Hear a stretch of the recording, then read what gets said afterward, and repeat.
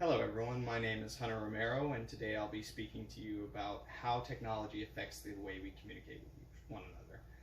I recently read an article entitled How Technology Affects Communication and found it very insightful in showing me how technology has influenced the way we communicate with one another. For example, a cell phone. Everyone's got one, we always carry it around with us all day. Most of us even spend too much time on it probably. You can use this to communicate with anyone, anywhere, at any time in the world. Before, that was something that was entirely impossible.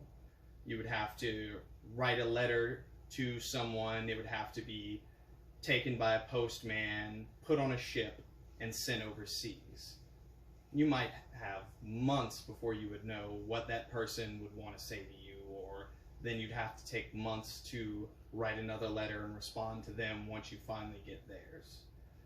Another use of the cell phone is text messaging, which is much like a letter, a written form of communication. We use it daily for mundane things like maybe making a grocery list or just texting someone hello and asking them how they're doing.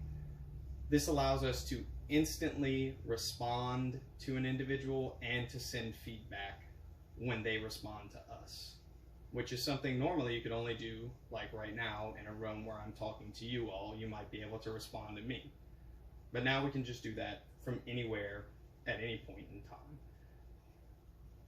Similar to that is also an email, which, much like a letter, is another form of written communication that technology has allowed us to use.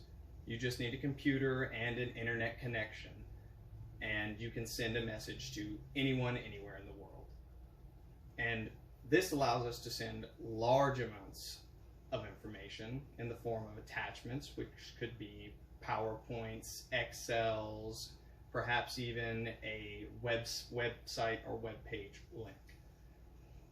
This is mainly used in the business sector, but not exclusively, as it allows members of the same company to keep in contact, share important information that may be pertinent to whatever it is they're working on at the time. Social media is another example of how technology has affected the way we communicate with one another. Normally, in the days of old, you would have to gather together in a large forum to speak to individuals in your community. Instead, you can go on Facebook and start a neighborhood group where you can discuss things that might be happening in the neighborhood, such as maybe a burglary or perhaps a neighborhood barbecue or anything of that nature. Anything can be discussed on social media. Most of us use it to update how we're feeling on a given day or keep in touch with our family.